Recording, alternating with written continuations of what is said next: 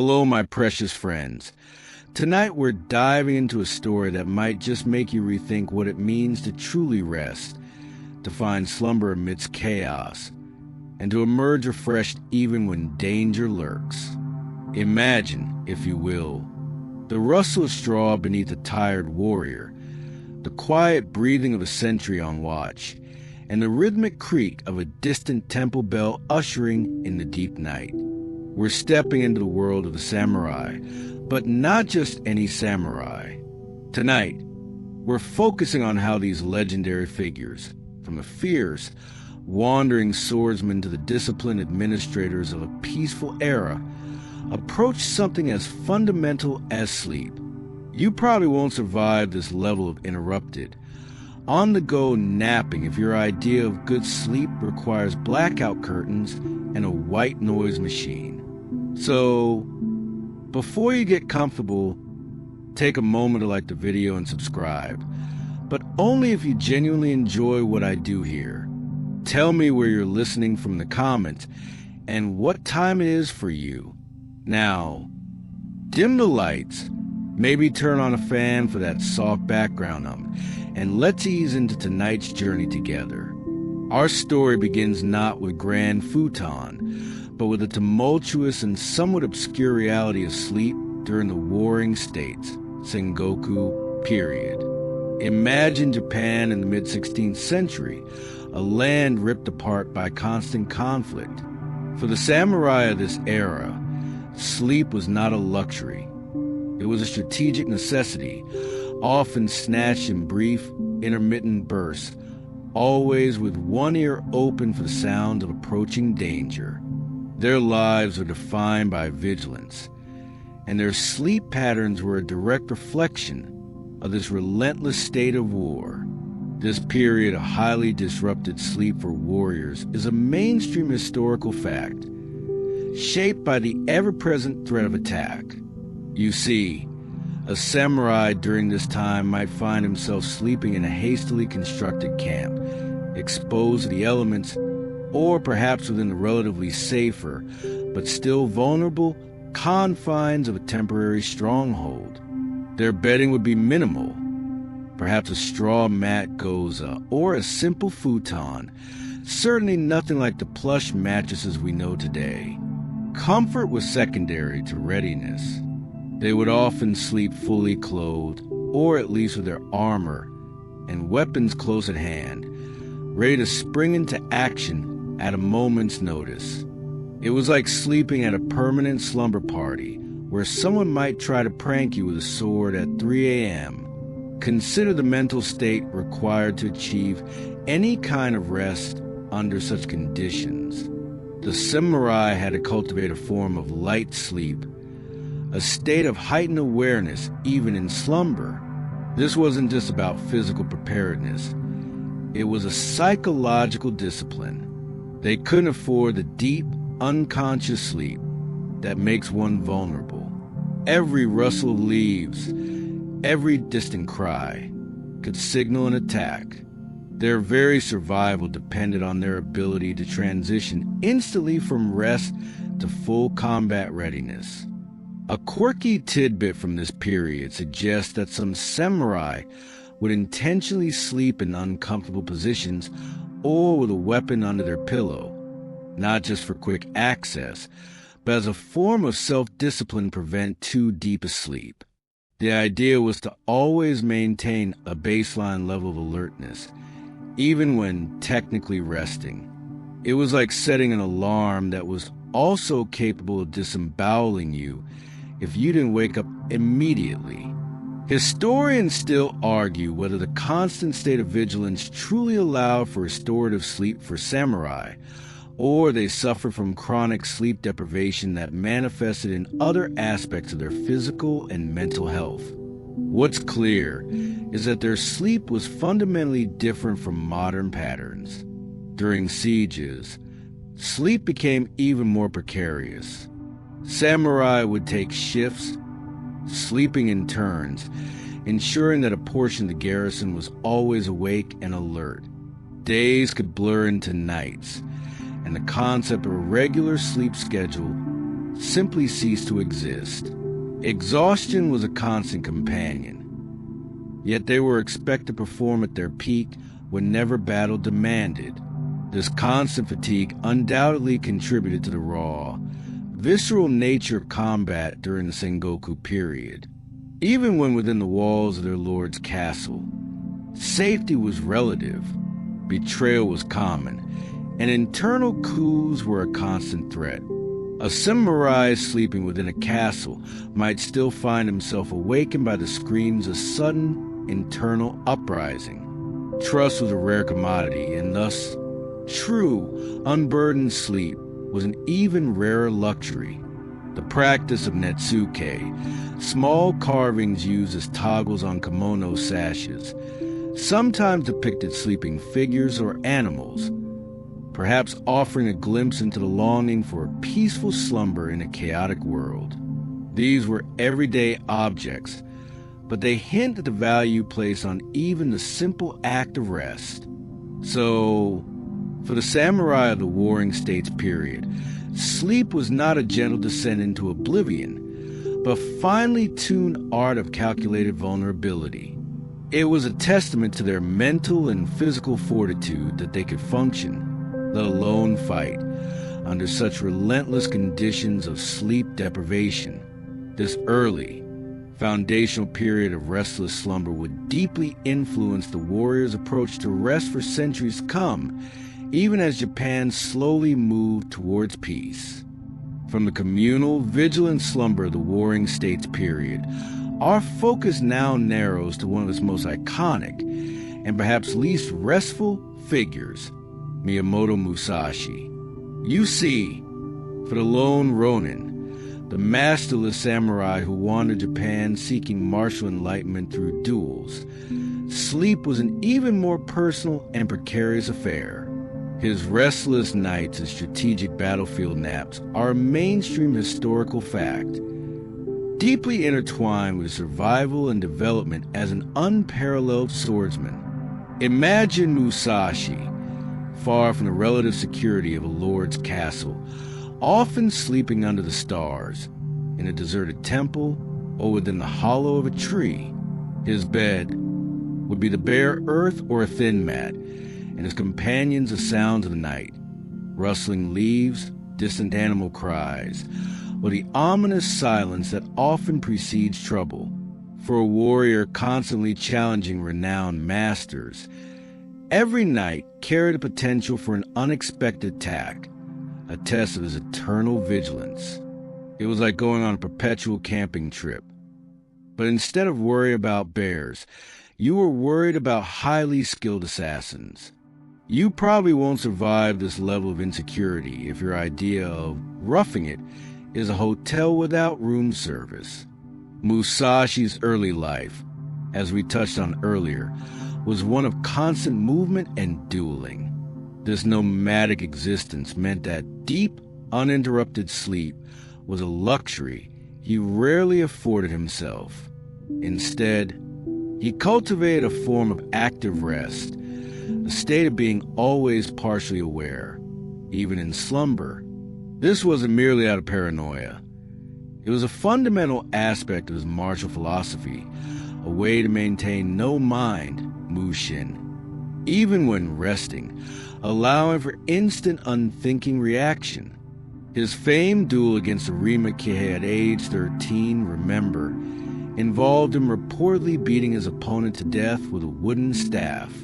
This brutal introduction to combat taught him the unforgiving nature of his world, reinforcing the need for constant readiness.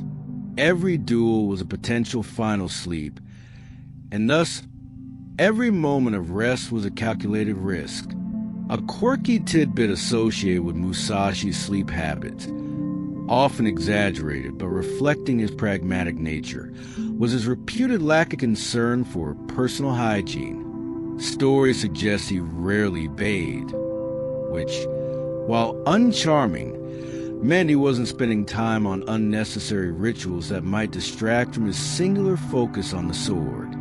This unkempt state might also have been a subconscious deterrent or a way to stay uncomfortable enough to prevent deep, vulnerable sleep.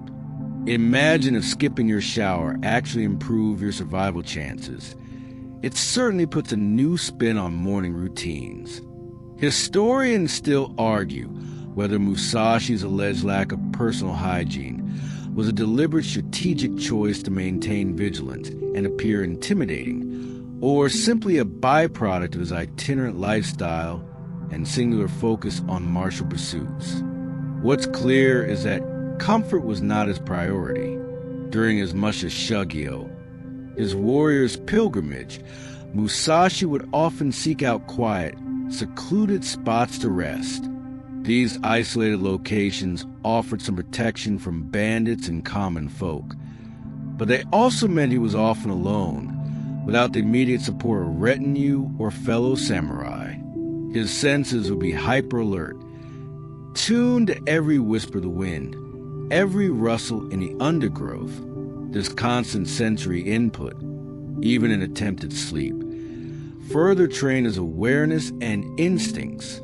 His method of sleeping lightly wasn't a form of insomnia. Rather, it was a conditioned response. Much like a modern Special Forces operative, Musashi likely developed the ability to enter a state of rest quickly and emerge from even faster, fully alert and ready for combat. This ability to cycle rapidly between shallow rest and peak awareness would have been crucial for surviving his countless duels. Consider the psychological toll this must have taken. The constant state of readiness, the inability to truly let go and sink into unconsciousness, would undoubtedly lead to a form of chronic fatigue. Yet, Musashi transcended this, using it to his advantage.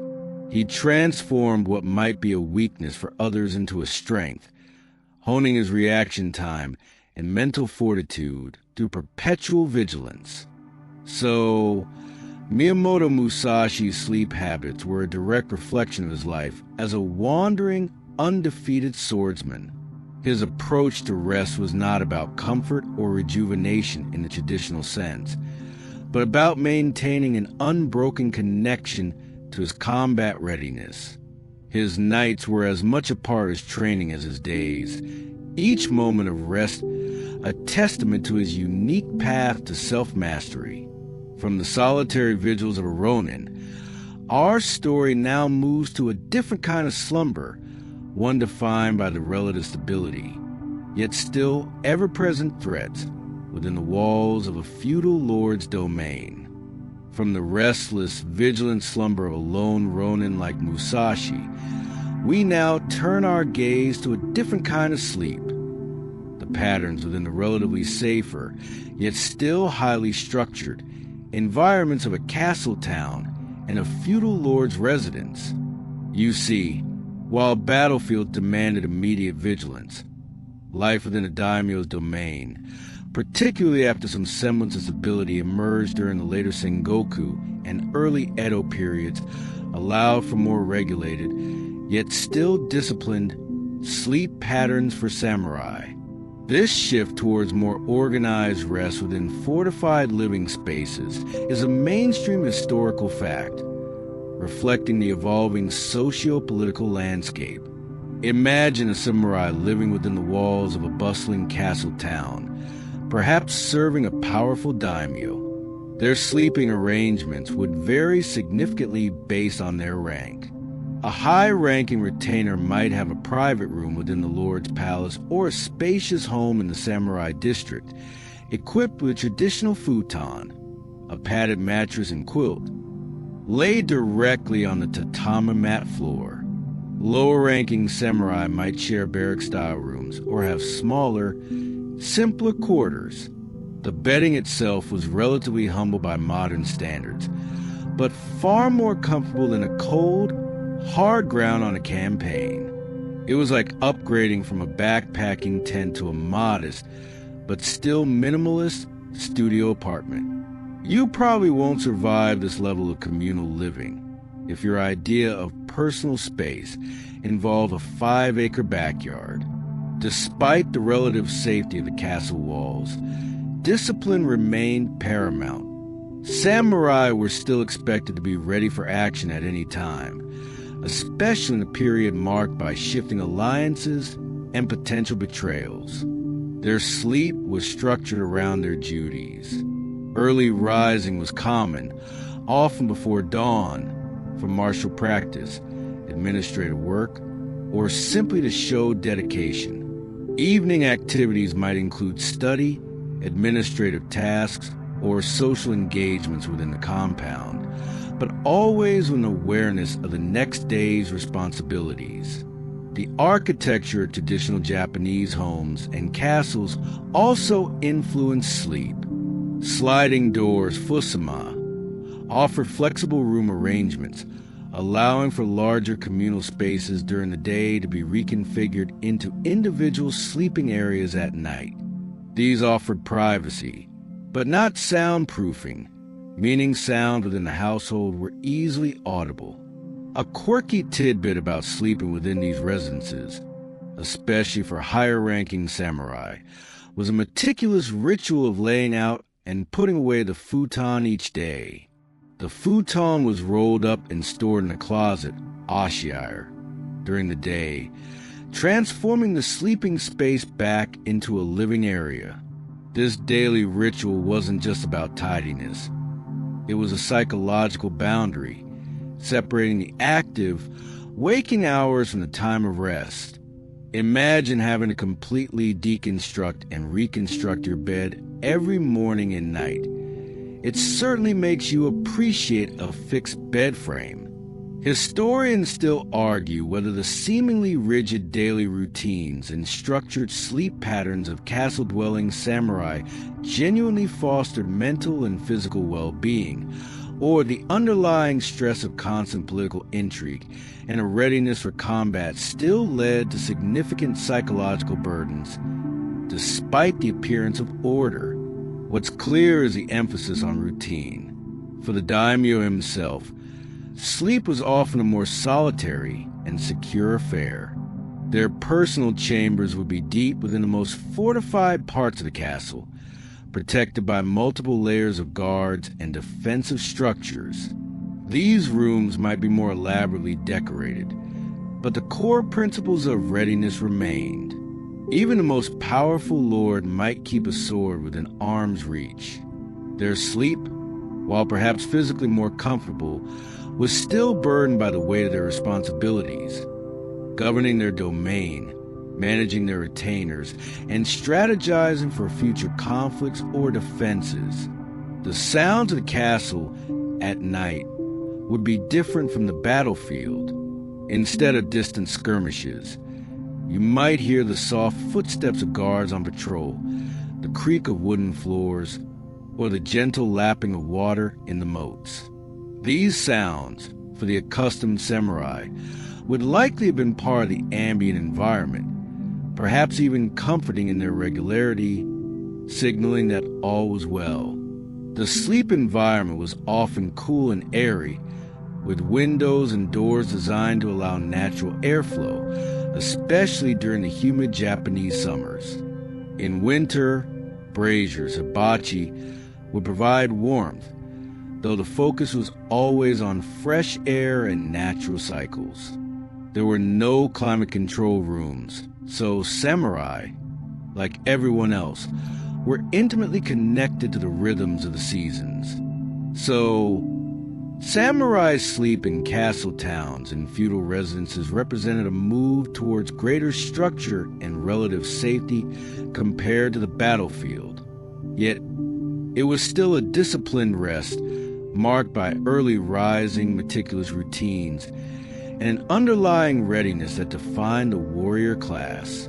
From the structured nights within the castle walls, our journey now takes us to an even more demanding sleep environment, the makeshift camps of military campaigns. From the structured, albeit still vigilant, slumber within the castle walls, our journey now takes us to the truly exclusive and highly protected sleep of the daimyo's private quarters. You see, while even high-ranking samurai had their routines, the powerful feudal lord, the daimyo himself, experienced sleep that was a unique blend of luxury, absolute security, and the immense burden of leadership. This meticulously guarded sleep, central to the stability of the domain, is a mainstream historical fact, highlighting the intersection of power and vulnerability. Imagine the daimyo retiring to his private chambers, deep within the innermost defenses of his castle. These quarters would not be just a simple room, but a suite of interconnected spaces designed for both comfort and impregnability. You'd find exquisite tatami mats, perhaps thicker and finer than those used elsewhere, and futons made with the best available silks and cottons, offering a level of softness and warmth rarely experienced by commoners or even lower-ranking samurai. The air might be subtly scented with incense, and the lighting would be soft, perhaps from paper lanterns casting a gentle glow. It was like going from a regular 5-star hotel to the penthouse suite, but where the bellhop might also be a ninja. You probably won't survive this level of luxury if your idea of comfort is just not sleeping on rocks. Security was paramount. The daimyo sleeping chambers would be protected by multiple layers of guards, loyal samurai positioned in corridors, behind concealed doors, and even outside the windows. Walls might feature secret passages or hidden compartments, and the layout of the rooms would be designed to funnel any intruder into a killing zone.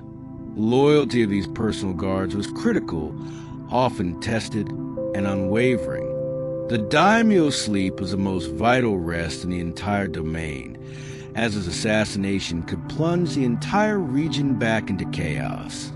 A quirky tidbit about a daimyo's sleep environment, particularly during periods of high tension, was the presence of ogusabari, or nightingale floors. These specially constructed wooden floors, found in certain parts of castles like Nijo Castle, were designed to squeak or chirp when walked upon, acting as an early warning system against intruders. Imagine trying to sneak in for a midnight snack when every step sounds like a symphony of angry crickets.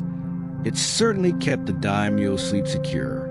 Historians still argue whether the elaborate security measures surrounding a daimyo's sleep were truly effective against highly skilled assassins, or they served more as a psychological deterrent, creating an aura of invincibility and order for the common people and lower-ranking samurai. What's clear is the significant resources dedicated to protecting the Lord's rest. Despite the physical comforts and layers of protection, the daimyo's mind was rarely completely at ease. His sleep was often burdened by the immense responsibilities of governance, the constant political maneuvering, and the looming threats of rival lords or internal dissent. He might wake suddenly, thoughts of strategy or administration flooding his mind. His dreams could be filled with the weight of his domain, the lives of thousands dependent on his decisions. The routine around a daimyo's sleep would also be highly formalized. Servants and attendants would meticulously prepare the chambers, lay out the futon, and be available at a moment's notice should the Lord require anything. His waking and sleeping hours would be somewhat dictated by the needs of the court and the rhythms of the castle. Though he held the ultimate authority, his personal guards, often most trusted and highest-ranking samurai, would take turns on watch, ensuring unbroken vigilance throughout the night. Their sleep would be even more broken and lighter than that of their lord, a constant sacrifice in service of their master's security. The atmosphere in the daimyo's private quarters would be one of quiet reverence and absolute order. No loud noises, no sudden movements.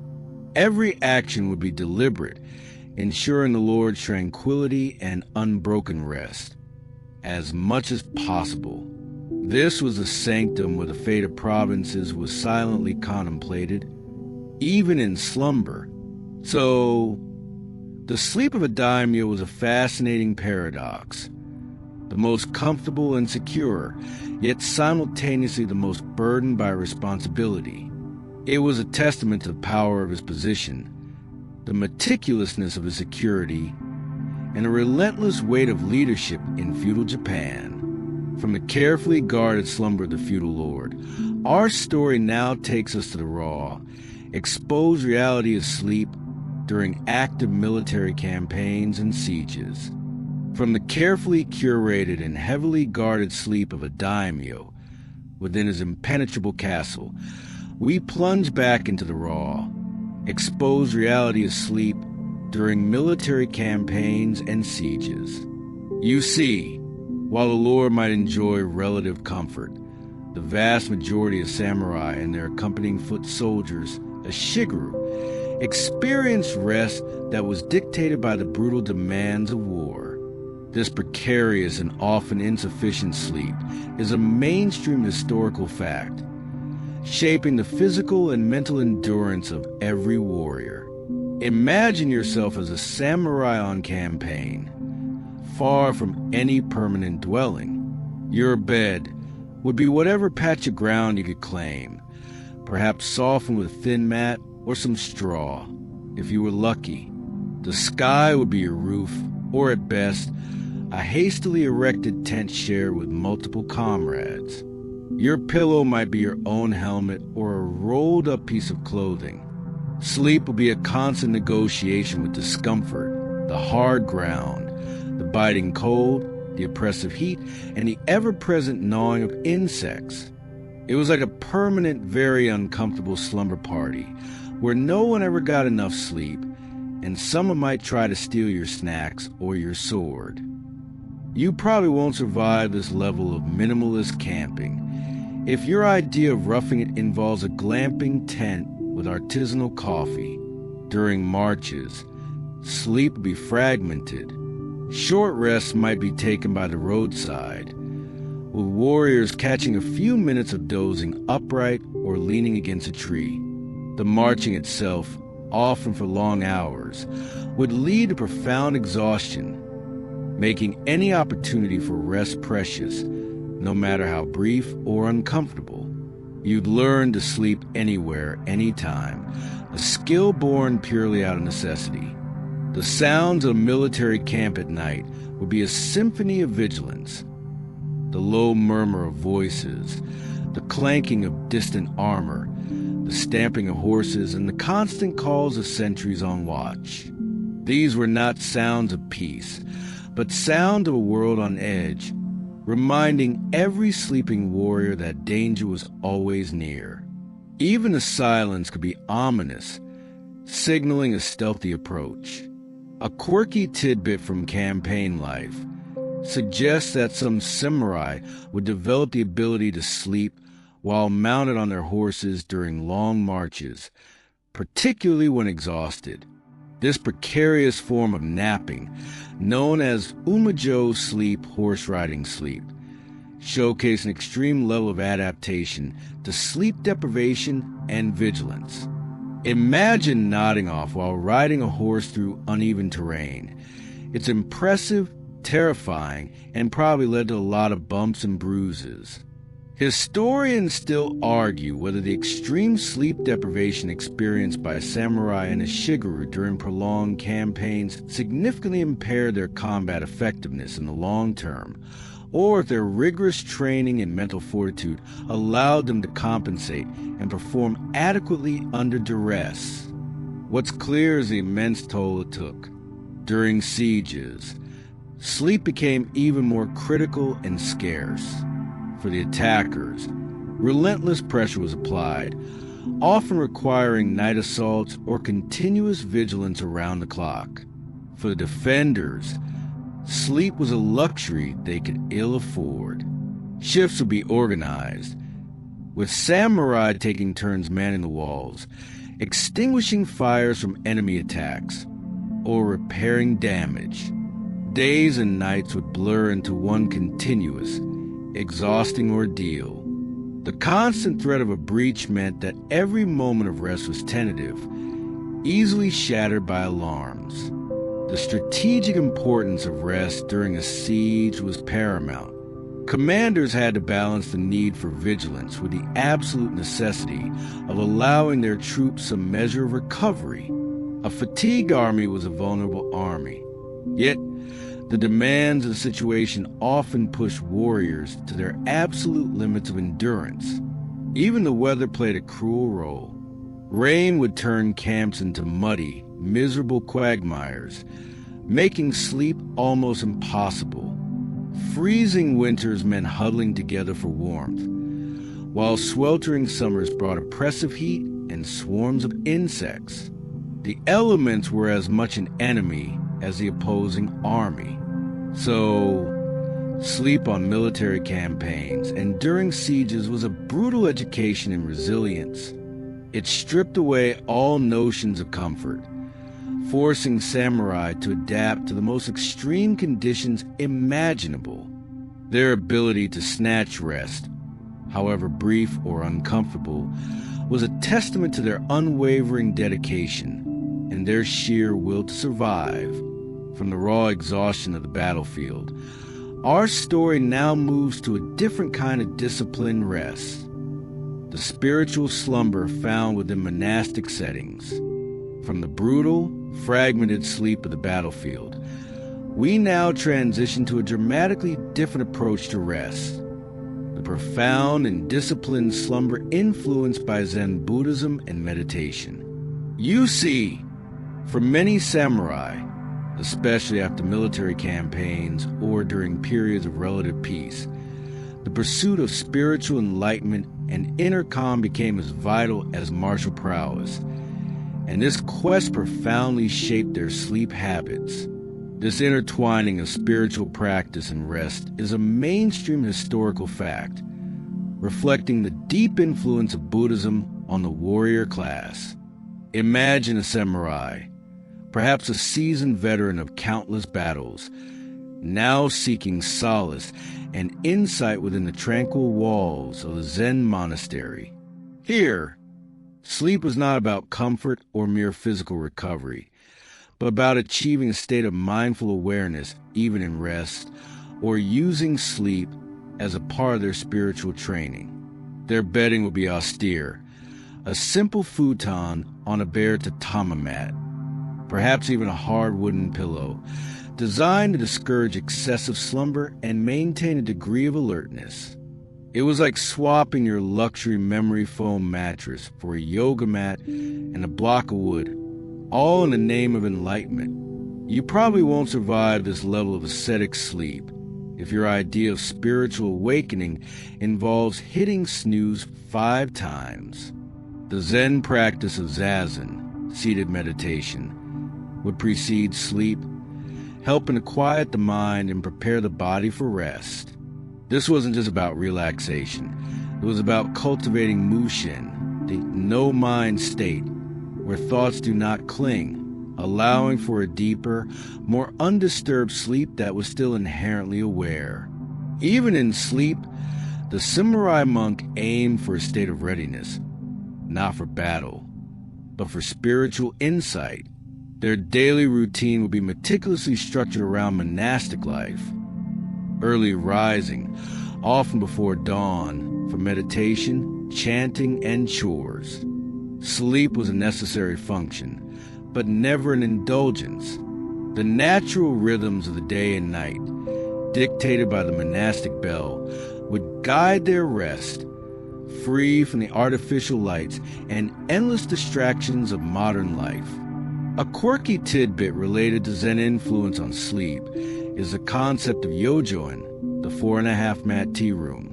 While primarily for tea ceremony, its small, contained size, designed for introspection and simplicity, reflects an aesthetic that values minimalism in living spaces, including sleeping areas.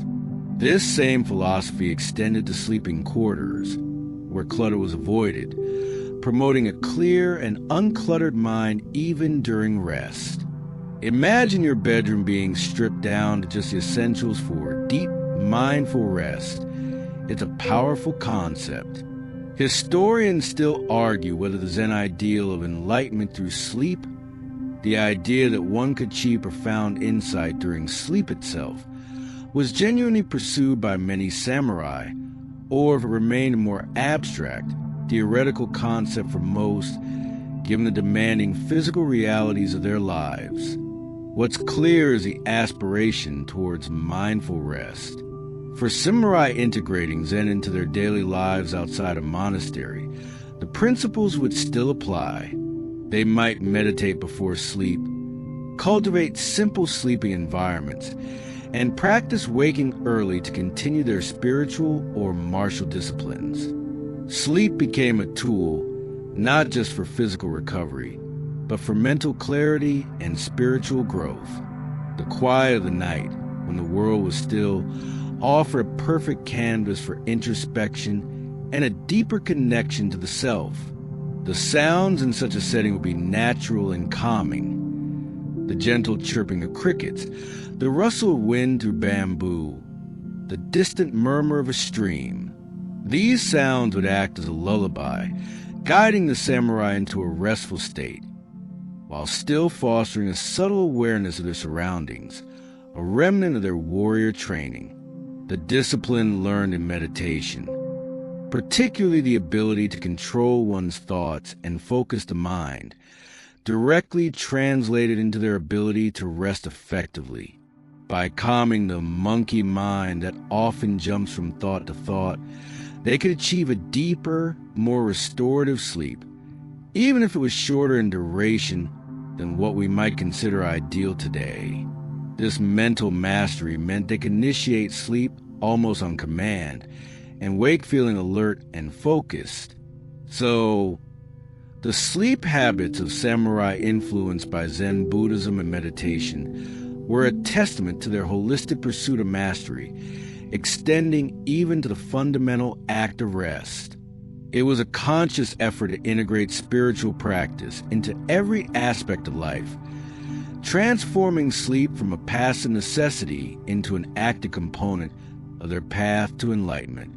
From the serene slumber of the monastic life, our story now takes a more arduous turn, examining the challenging sleep patterns during the grueling journeys of Sankin Kotai.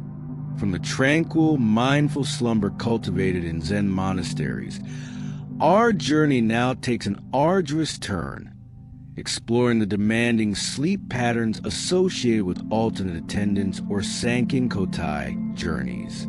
You see, this was a policy enforced by the Tokugawa shogunate during the Edo period, requiring daimyo, feudal lords, to spend alternate years in Edo, modern-day Tokyo, and their home domains.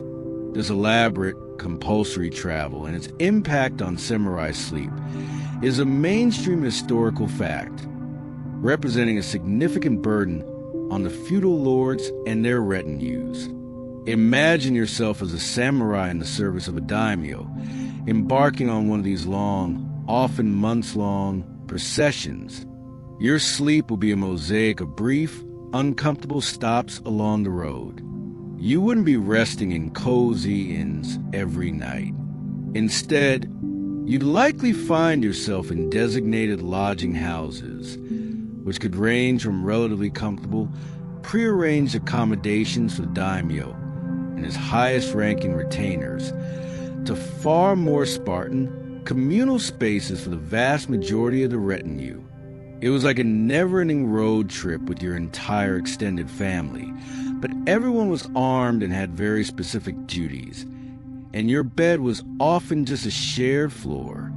You probably won't survive this level of group travel if your idea of relaxation is a solo spa day. The sheer scale of these processions meant hundreds, sometimes thousands, of people and their accompanying animals, luggage, and supplies. This logistical challenge naturally impacted sleep. Nights were often spent in busy, noisy environments. Even in designated hanjin, official inns for daimyo, while the lord might have a private room, his accompanying samurai would typically sleep in large, shared tatami rooms, offering little privacy or quiet.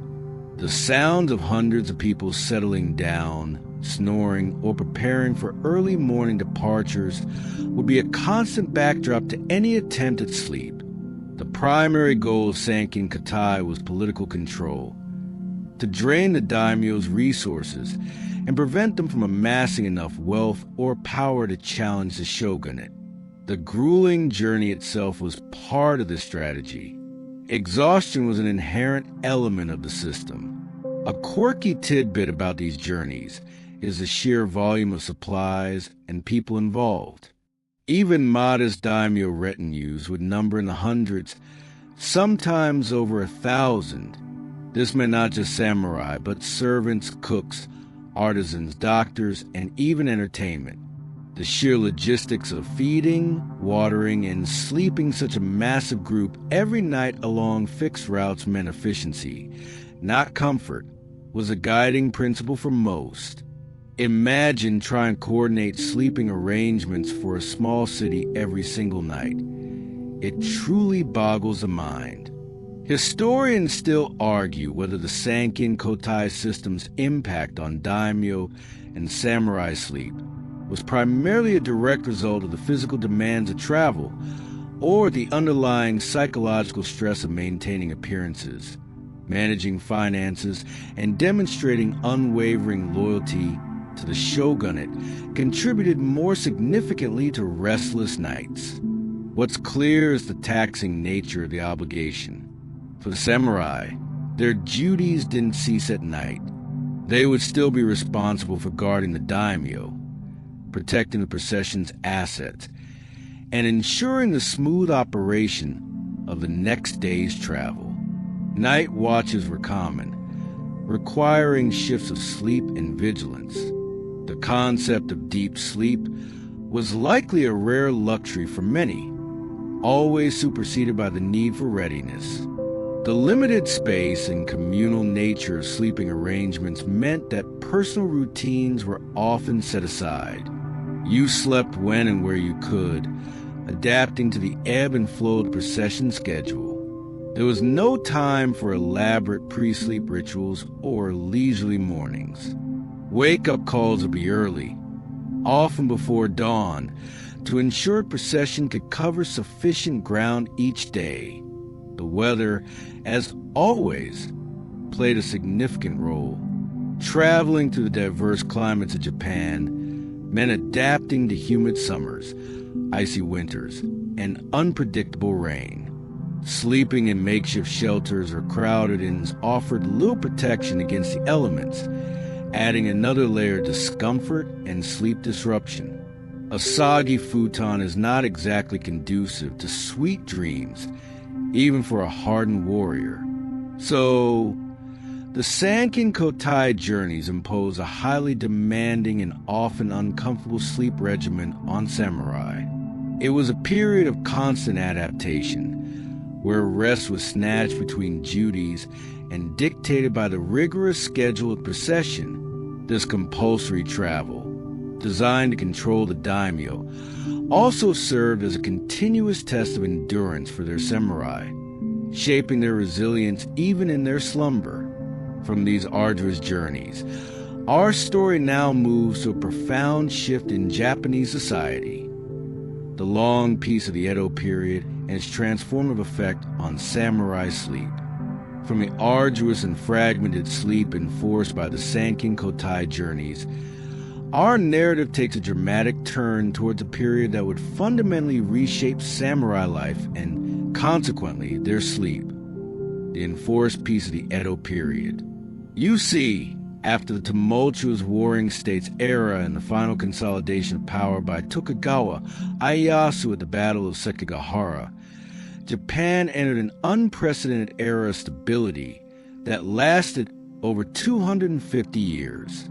This long peace and the resulting transformation of the samurai's role from warriors to administrators is a mainstream historical fact, profoundly altering their daily routines, including their sleep. Imagine yourself as a samurai in Edo period Japan.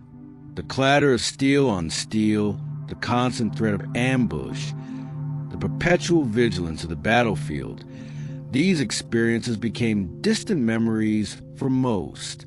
Instead, you would find yourself living in a more settled, urbanized environment, typically within a byakyashiki, samurai residence, in one of the major castle towns or the burgeoning capital of Edo.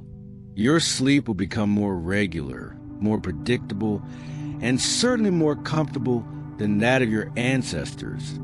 It was like finally retiring from a high-stress, on-call job to a cozy, predictable 9 to 5, where the biggest drama was deciding what to have for dinner. You probably won't survive this level of domestic tranquility if your idea of excitement is a sudden power outage. The rigid social hierarchy of the Edo period meant that a samurai's living conditions, and thus their sleep environment, still varied significantly by rank. High-ranking samurai would reside in expansive estates with multiple buildings, serene gardens, and private, well-appointed sleeping chambers with thick futons and fine silk coverings. Lower-ranking samurai might live in more modest, often shared homes or barracks, but even these offer a level of security and comfort unimaginable during the Sengoku period. The sound of the night in Edo were no longer the alarms of war. Instead, you might hear the distant calls of street vendors, the soft murmur of conversation from neighboring houses, or the gentle swish of night watchmen patrolling the streets. These were the sounds of society at peace, allowing for a deeper, more restorative slumber. The shift from battlefield awareness to domestic calm fostered a different kind of sleep, one where the body and mind could truly relax. A quirky tidbit about Edo period sleep was the widespread use of wooden or ceramic neck pillows, makura, often lacquered or covered in fabric, especially by women who wished to preserve elaborate hairstyles. While seemingly uncomfortable to modern sensibilities, these provided neck support and symbolized the era's focus on meticulous grooming and daily rituals. Imagine sleeping on a small, hard block just to keep your hair perfect. It certainly put a new spin on beauty sleep. Historians still argue whether the prolonged peace and the shift in the samurai's role away from constant martial engagement led to a decline in their physical hardiness and their ability to function effectively under extreme duress, or if it allowed for a different kind of mental and intellectual strength to emerge. What's clear is a significant change in lifestyle.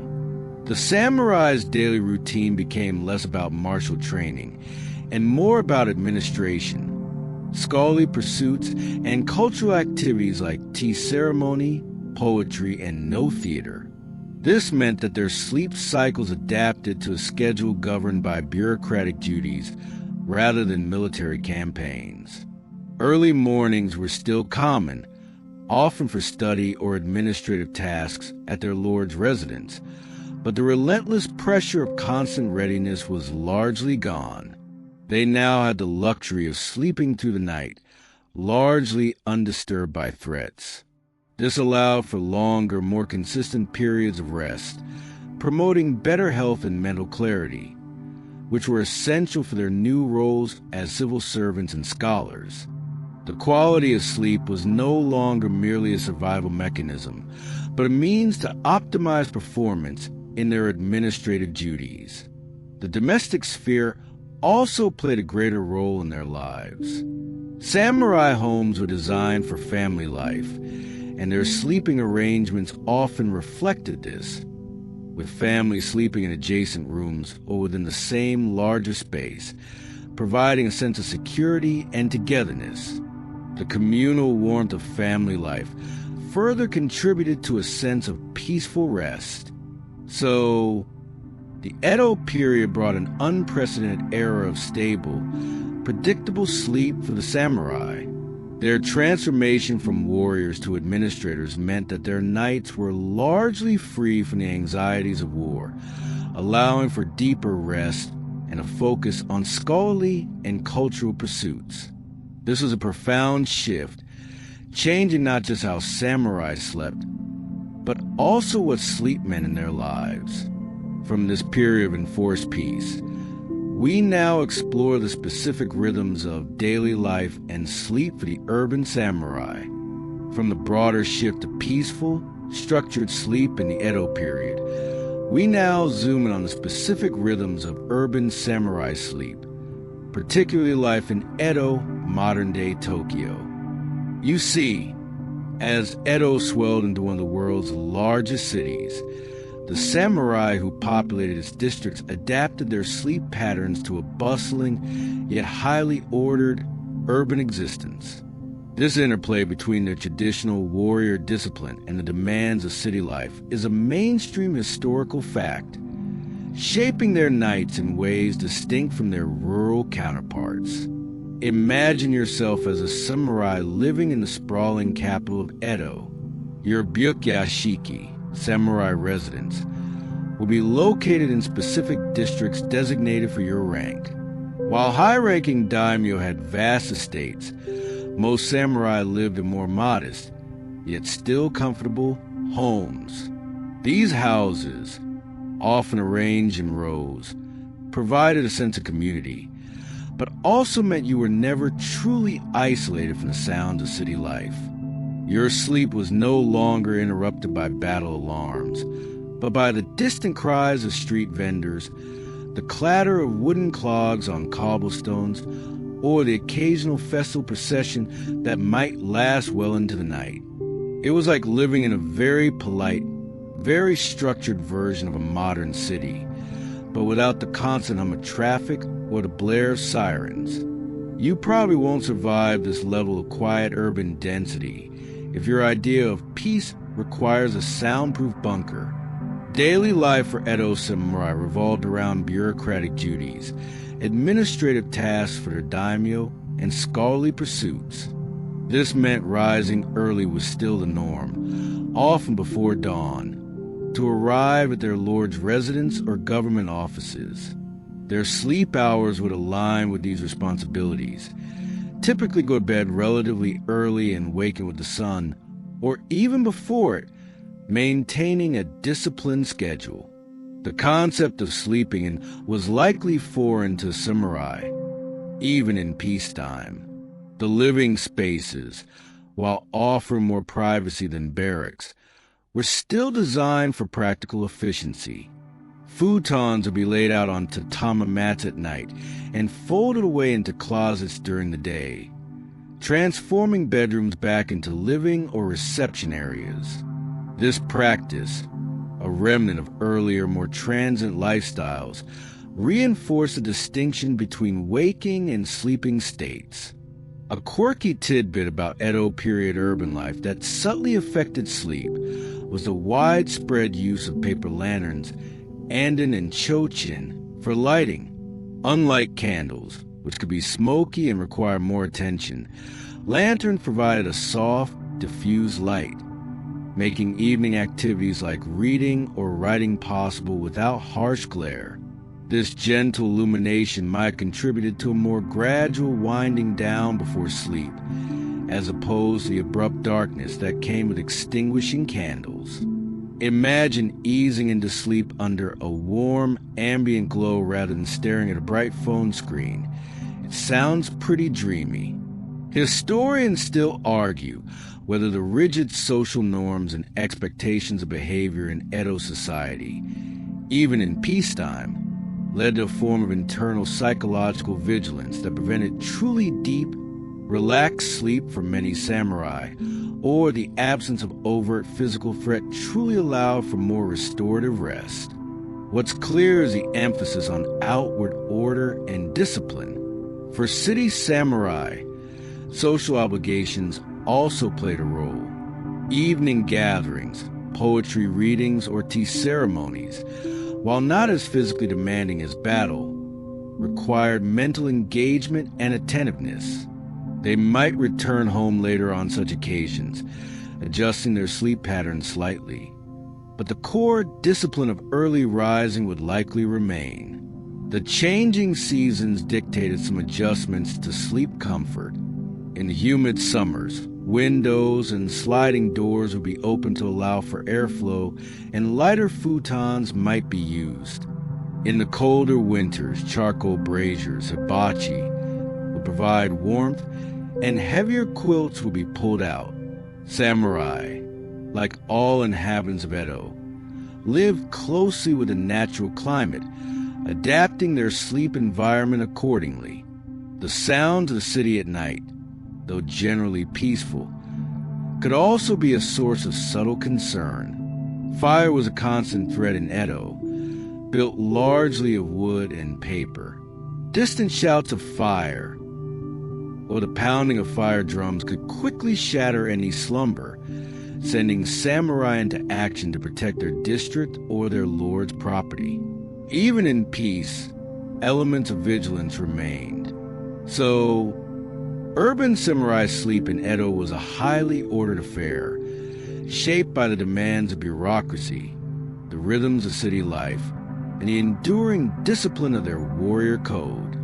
It was a comfortable, yet still regulated, rest that allowed them to fulfill their roles as administrators and scholars in a peaceful, thriving capital.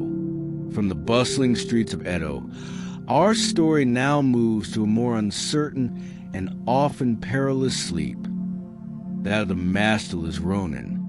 From the ordered, if somewhat noisy nights of the urban samurai in Edo, we now turn to a far more precarious and often solitary existence, the rough rest of a Ronin, the masterless samurai. You see, stripped of their lord's patronage and the structured life of a domain, Ronin were often forced to seek shelter and sleep wherever they could find it. There rests a constant negotiation with uncertainty. This often desperate search for safe slumber is a mainstream historical fact, painting a stark contrast to their former lives. Imagine yourself as a Ronin, no longer with a guaranteed stipend or a comfortable residence. Your nights will be dictated by necessity and the harsh realities of survival. You might sleep in abandoned huts, under bridges, in remote forests, or sometimes, if you were lucky, a cheap room in a commoner's inn, earning your keep through odd jobs, guarding duties, or perhaps even less savory means.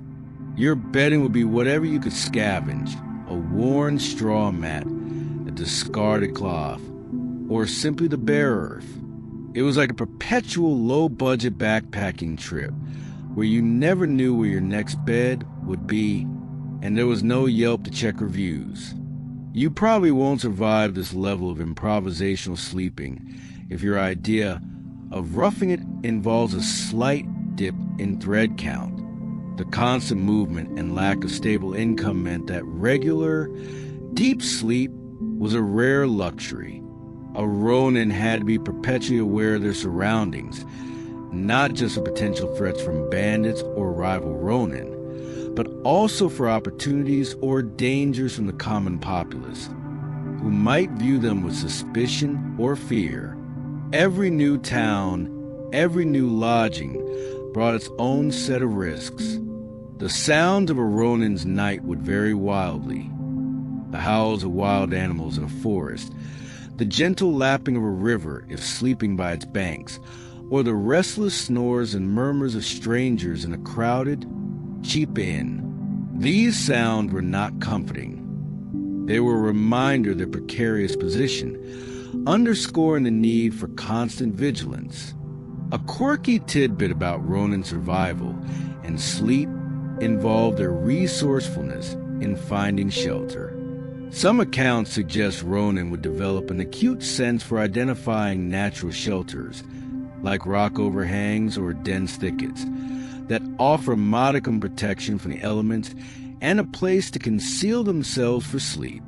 They became masters of blending into landscape, even when trying to rest. Imagine being so good at stealth camping that you could practically disappear. It's a skill certainly not taught in any guidebook. Historians still argue whether the independent, wandering life of a Ronin, despite its hardships, foster a unique kind of self-reliance and mental toughness that compensated for a lack of security and comfort, or if it primarily led to chronic stress, poverty, and often an early demise. What's clear is the significant challenges they faced. For many Ronin, the nights were also a time for introspection. Without the administrative duties of a regular samurai or the constant demands of daimyo service, they had ample time for reflection. This could be a double-edged sword, a chance to refine their martial philosophy, like Musashi, or to sink into despair over their fallen status. Their dreams might be haunted by past glories or the anxieties of an uncertain future. The elements were a constant adversary. Rain, snow, or extreme heat would make any attempt at sleep miserable. A Ronin would learn to bundle up with whatever layers they possessed or to seek the meager warmth of a small, hidden fire. Hypothermia or heat stroke were real threats, making comfortable sleep vital, yet often unobtainable. The presence of their swords, their most valuable possession, and their means of survival would undoubtedly influence their sleep. A Ronin would rarely be truly separated from their blades, often sleeping with them within arm's reach, a subconscious assurance against a sudden attack. Their sword was not just a weapon, it was their last line of defense, even in slumber. So, the sleep of a Ronin was a testament to their resilience in the face of profound adversity. It was a fragmented, often uncomfortable, and always vigilant rest, born out of necessity and the relentless demands of a life without a master. Their ability to find even a moment of peace amidst such instability speaks volumes about their fortitude. From the hard ground where Ronin rested, our story now shifts to quieter, but equally structured, sleep patterns within the private spaces of samurai women. From the often harsh and solitary slumber of the Ronin, we now step into more private and often overlooked realm of women's quarter sleep within samurai households. You see, while male samurai face the demands of battle and administration, the women of their households, wives, daughters, and female attendants, adhere to their own strict routines and expectations, which profoundly influence their sleep practices. This structured, yet often indirect, role in maintaining household stability is a mainstream historical fact, highlighting their crucial, if often understated, contributions. Imagine yourself as a samurai woman, perhaps the wife of a high-ranking retainer, residing within a spacious byakuya-shiki. Your sleeping quarters will be separate from the male areas, emphasizing privacy and decorum. These rooms would typically be adorned with fine tatami mats and a well-appointed futon, perhaps with more decorative coverings than those used by men. The atmosphere will be one of quiet elegance, a stark contrast to the bustle of the male-dominated parts of the household. It was like living in a beautifully maintained, historically accurate dollhouse, but with very specific rules about bedtime. You probably won't survive this level of rigid social expectation if your idea of freedom is wearing pajamas all day.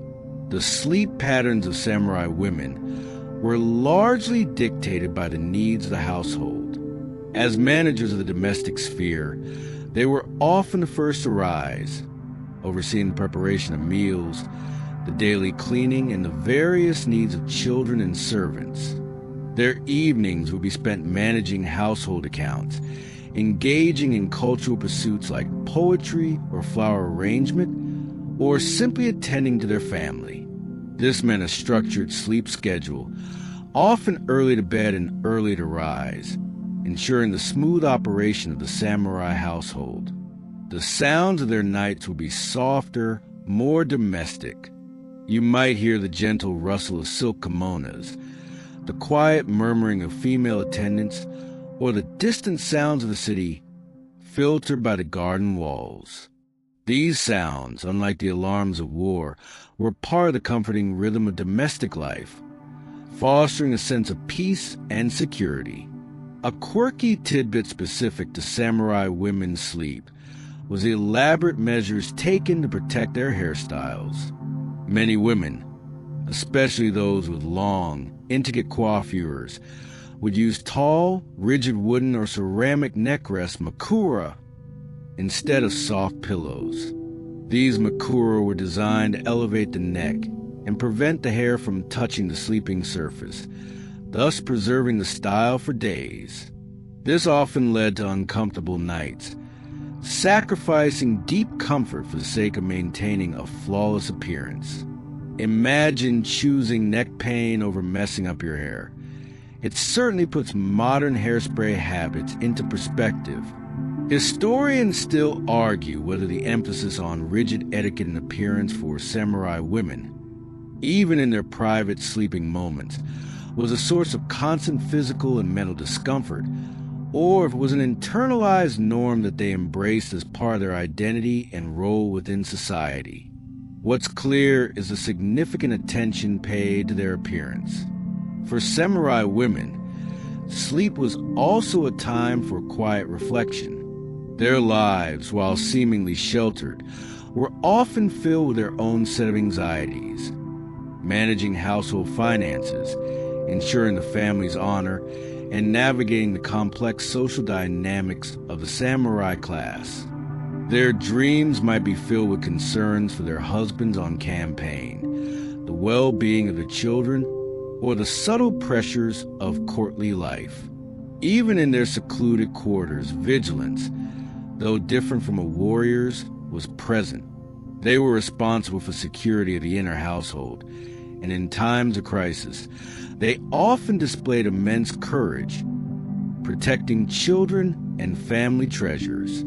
This underlying awareness, even in rest, was a testament to their strength and resilience.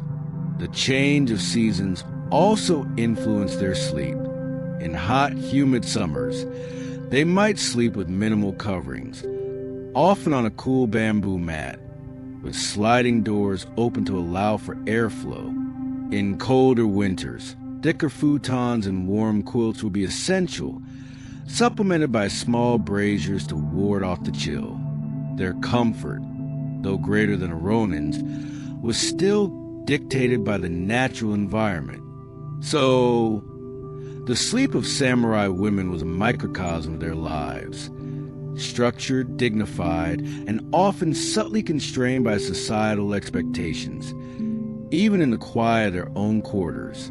It was a rest that reflected their vital role in maintaining the stability and decorum of the samurai household, a testament to their unwavering dedication. From the private chambers of samurai women, our story now moves to the unwavering vigilance of samurai on night watch and patrol, where sleep was a luxury sacrificed for the safety of others.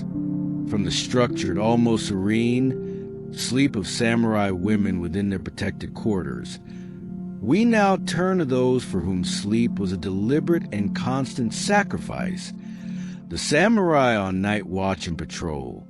You see, whether guarding a castle, a daimyo's residence, or a strategic outpost, certain samurai were always awake, their senses honed, their bodies ready to spring into action at the slightest hint of trouble. Their relentless vigilance and broken sleep patterns are a mainstream historical fact, essential to the security of any lord or domain. Imagine yourself as a samurai assigned to night watch. The world around you is cloaked in deep shadow, the air often cool and still. You're not lying down on a soft futon. Instead, you might be standing at a gate, patrolling a wall, or hidden in a strategic vantage point. Your posture is alert, your ears strained for any unusual sound, your eyes constantly scanning the darkness. Sleep is a distant, forbidden thought, replaced by an intense focus on your surroundings. It was like being on a permanent stakeout, but the stakes involve your life and the lives of everyone inside the walls. You probably won't survive this level of sustained alertness if your idea of vigilance is just remembering to turn off the stove. Night watches were meticulously organized. Samurai would work in shifts, ensuring continuous coverage. While some rested, others maintained a vigil, their lives intertwined in a shared responsibility for security. This meant that any sleep they did get would be fragmented, often taken in a cold, uncomfortable guard post with armor or weapons always within immediate reach. They'd learn to fall asleep quickly during their brief respite, and just as quickly snap awake at the first sign of their next shift. The sound of the night watch were unique. The gentle creak of a wooden gate in the wind, the distant hoot of an owl, the rhythmic footsteps of a fellow guard, or the soft whisper of the wind through the trees. These sounds, far from being peaceful, were part of the tapestry of vigilance, each one a potential signal, each demanding interpretation. A quirky tidbit about night watches, especially in larger castles or cities, was the use of specific calls or drum beats at regular intervals to signal the changing of the hours and to reassure the inhabitants that guards were on duty. These audible markers created a rhythm of security throughout the night, acting as a form of nonverbal communication across the vastness of a castle complex. Imagine your alarm clock being a giant drum that echoes through the entire town. It certainly kept everyone on a tight schedule. Historians still argue whether the constant psychological pressure of night watch duties led to long-term health issues for samurai, or if their rigorous training in mental fortitude allowed them to manage the stress and sleep deprivation more effectively than modern individuals might. What's clear is the demanding nature of their duties. The environment of night watch was often stark. In winter, biting winds and snow would make the vigil grueling, requiring thick layers of clothing and perhaps a small, carefully concealed brazier for warmth. In summer, humidity and swarms of insects would add to the discomfort, testing their endurance. They faced the elements head-on, their resolve unyielding. For the samurai on patrol, the darkness was both an ally and an enemy. It concealed them from distant threats, but also hid dangers lurking close by. Their senses became heightened, relying on subtle shifts in air currents, faint smells, or imperceptible changes in sound to detect intruders. Their ability to read the night was a finely tuned skill developed through endless hours of silent observation.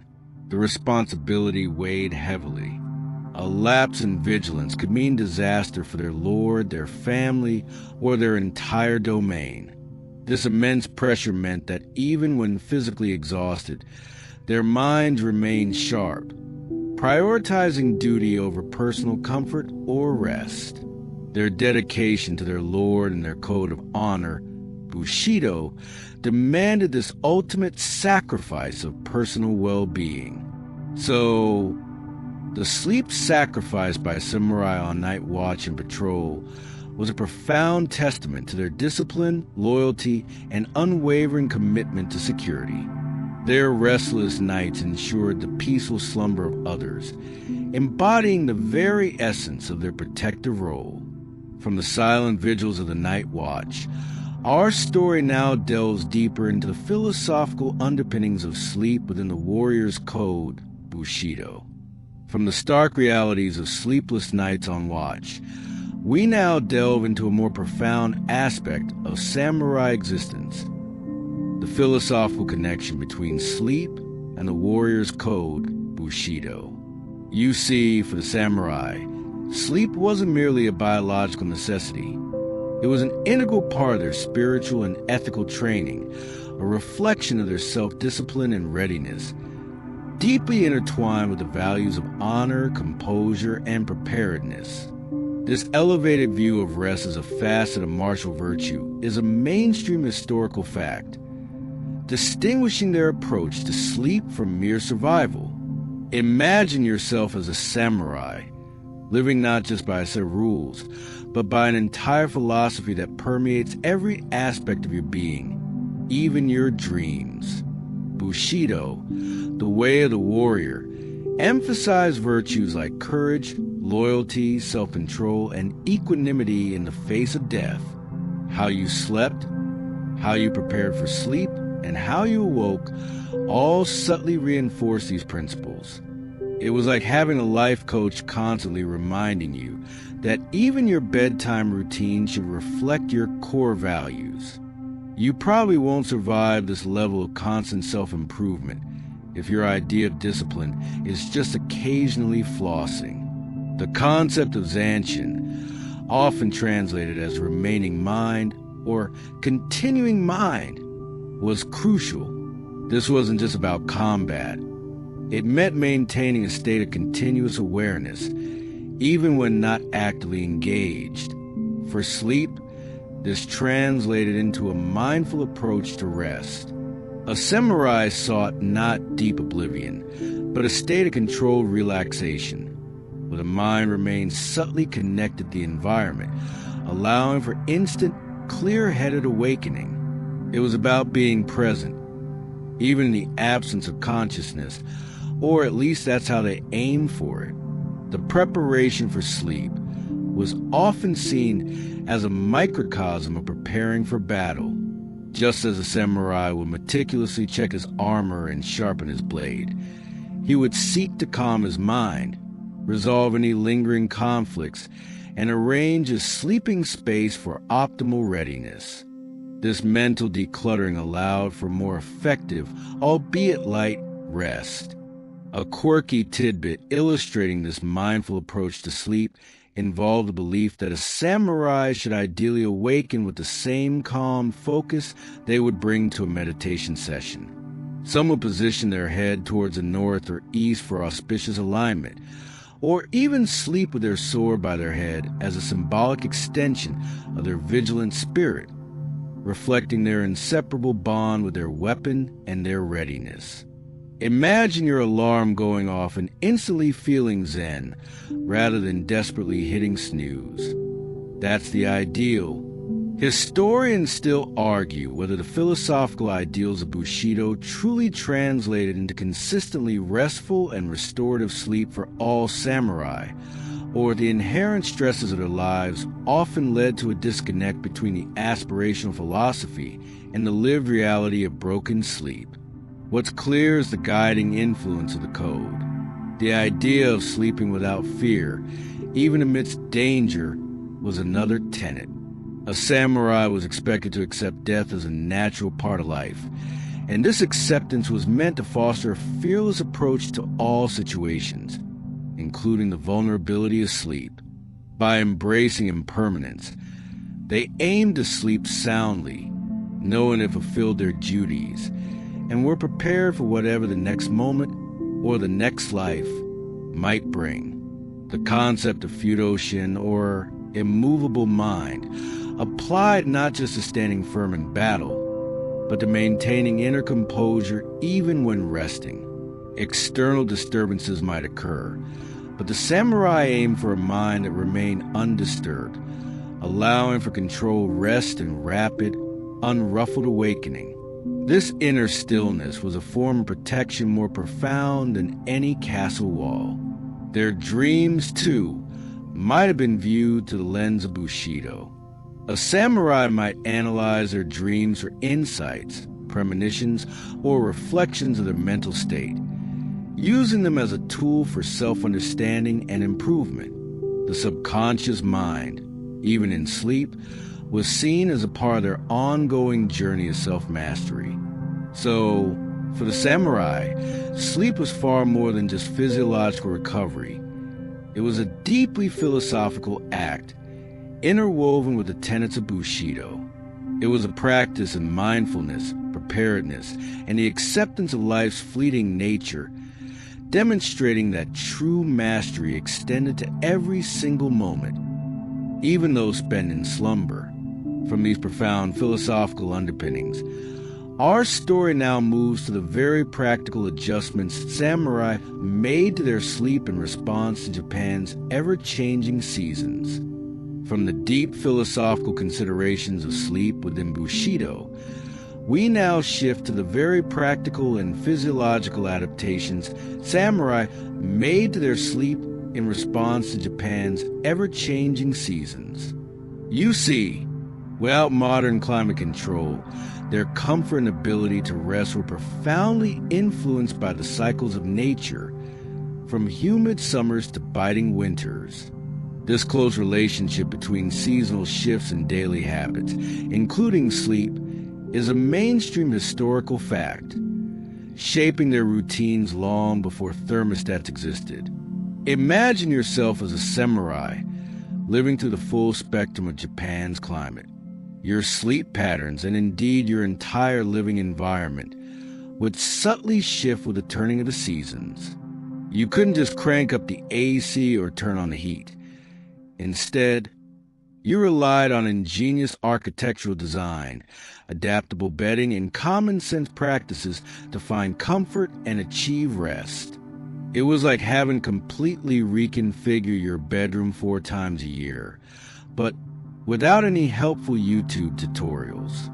You probably won't survive this level of manual climate control if your idea of seasonal adjustment is just changing your coffee order.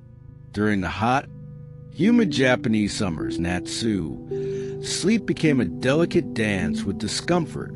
Samurai homes, with their sliding shoji and fusuma doors, were designed to be opened up, allowing cross breezes to flow through.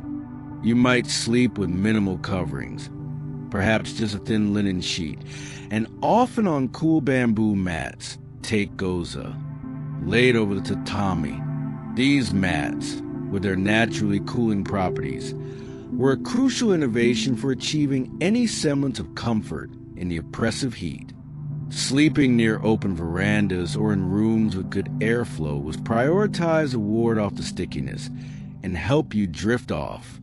As autumn, Aki, arrived, bringing crisp, cooler air, samurai would gradually adjust their bedding. The bamboo mats would be replaced with warmer, softer futon coverings, and heavier quilts would be brought out from storage. The sliding doors might be closed more frequently in the evenings to retain warmth. The sound of autumn nights, the chirping of matsumushi, pine crickets, or the rustle of dry leaves, would be a peaceful prelude to sleep, a stark contrast to the buzzing insects of summer. A quirky tidbit related to seasonal sleep in winter was a widespread use of a kotatsu in common living areas. While not strictly a sleeping device, this low wooden table with a removable tabletop covered by a heavy blanket or futon and heated from underneath by a charcoal brazier or electric heater in later periods became a central hub for family warmth. People often napped or even fully slept under the kotatsu during cold evenings, blurring the lines between living and sleeping spaces in search of warmth.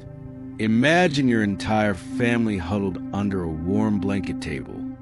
It's cozy, but definitely not optimized for individual sleep.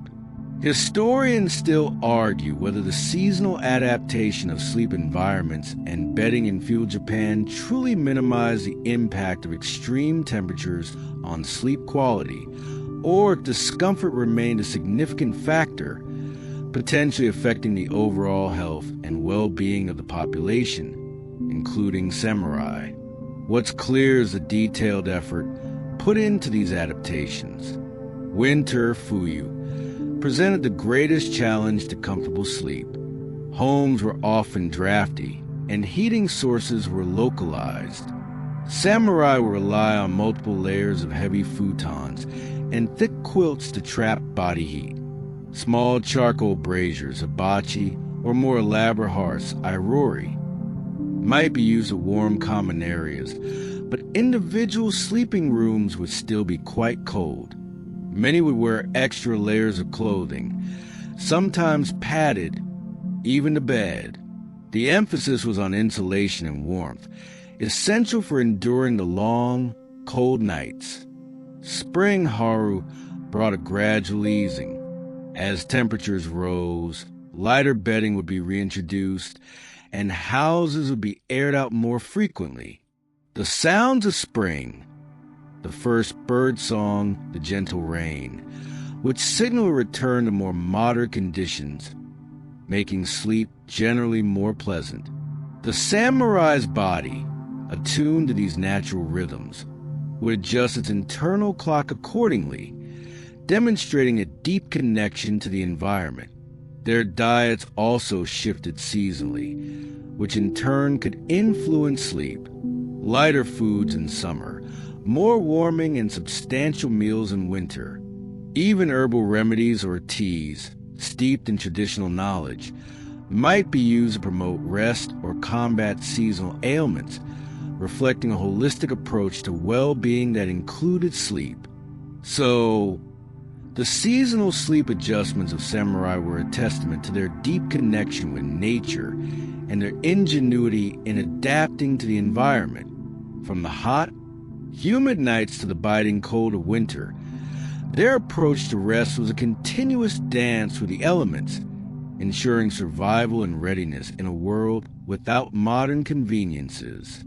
From these practical adaptations, our story now moves to a more somber consideration: how samurai approach sleep when faced with illness or injury, and the role of recovery.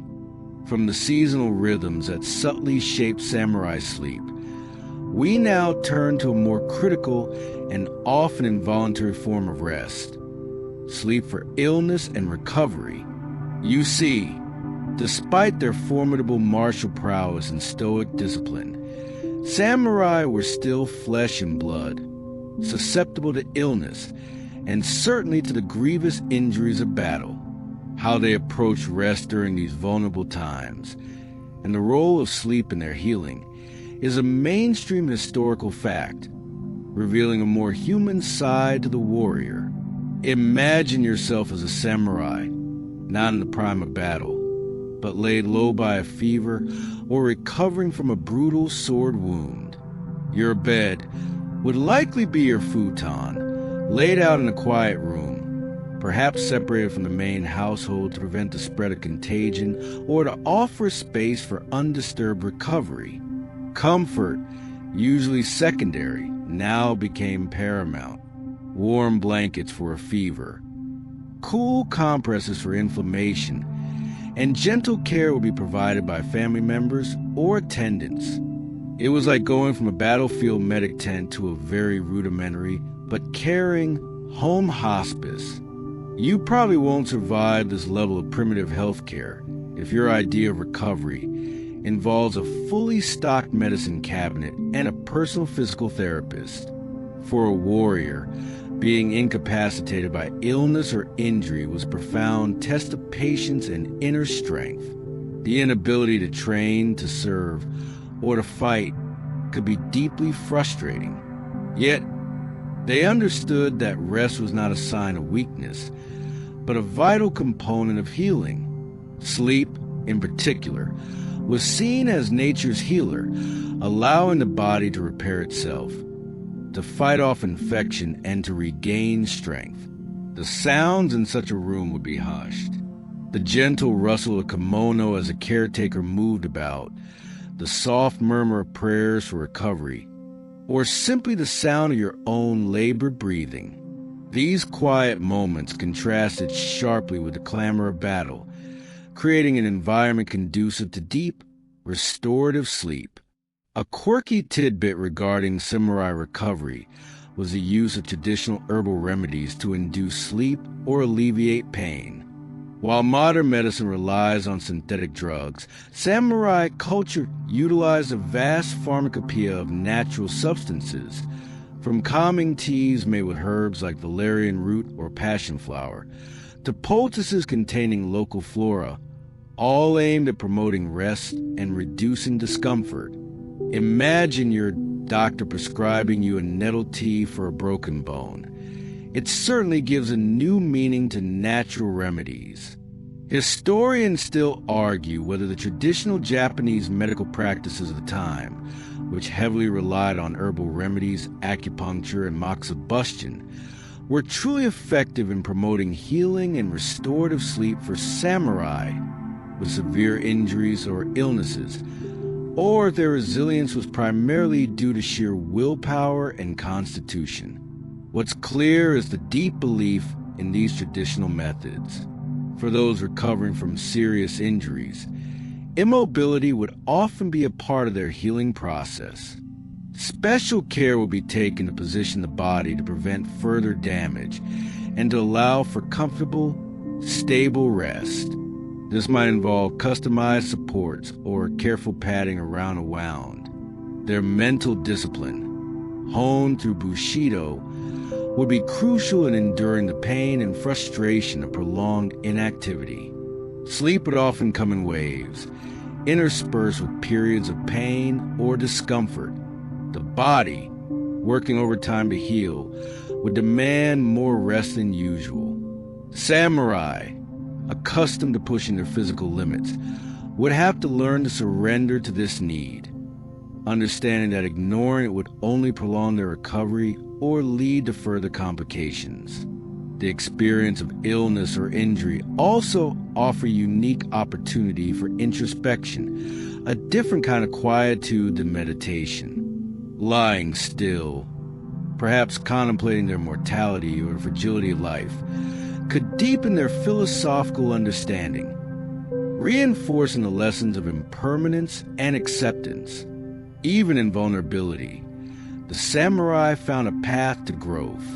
So, sleep for illness and recovery was profound, often challenging, but essential aspect of the samurai's life. It forced them to confront their human limitations and to embrace a different form of discipline.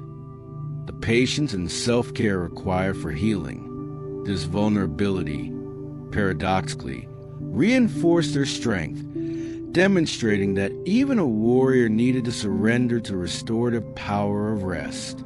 From these moments of quiet recovery, our story now culminates in the enduring influence of samurai sleep habits on Japanese culture and our own modern understanding of rest. From the vulnerable yet restorative sleep of illness and recovery, our journey through the samurai's nocturnal world now culminates in the timeless wisdom and lasting echoes of their sleep habits in modern Japanese culture. You see, while the samurai class itself vanished with the Meiji Restoration, their influence on Japanese identity, discipline, and even seemingly mundane aspects like rest continues to resonate. This enduring legacy is a mainstream historical fact, shaping traditions and philosophies even today. Imagine yourself in contemporary Japan. While you won't see samurai patrolling the streets or sleeping on battlefields, many subtle aspects of their approach to rest have seeped into the collective consciousness. The emphasis on punctuality, the value of hard work, and the ability to find moments of quiet rest even amidst a bustling life. These are all echoes of the samurai's disciplined existence. It's like a distant, very polite ancestor is still subtly influencing your daily routine, even when you just try and get 5 more minutes of sleep. You probably won't survive this level of historical influence if your idea of cultural heritage is just eating sushi once a month. The traditional Japanese futon, which we've mentioned throughout our story, is a perfect example of this legacy. It remains a popular choice for bedding, especially in more traditional homes, offering a direct link to the samurai's simple yet adaptable sleeping arrangements. The practice of folding away the futon during the day, transforming the room, continues to be a common habit, reflecting the efficient use of space and the clear demarcation between waking and sleeping hours that characterize samurai households. The concept of nemawashi, while primarily a business term meaning laying the groundwork, or building consensus, literally root-binding gardening, can be metaphorically linked to the samurai's meticulous preparation for any endeavor, including rest. Just as a samurai would prepare his mind and environment for sleep, modern Japanese business culture emphasizes careful, thorough preparation before any major decision, ensuring a smooth process and avoiding unnecessary disruption. It's like making sure all your ducks are in a row before you even think about closing your eyes. A quirky tidbit about modern Japanese sleep culture that hints at historical influences is the widespread acceptance and even occasional encouragement of inamuri, napping at work or in public. While often misconstrued as laziness by Western observers, inamuri can be seen as a sign of dedication.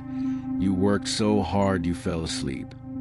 And a pragmatic acknowledgement of the need for short, restorative bursts of sleep amidst demanding schedules. Perhaps a subtle echo of the samurai's ability to snatch rest amidst vigilance. Imagine if your boss praised you for dozing off at your desk. It's a very different corporate culture.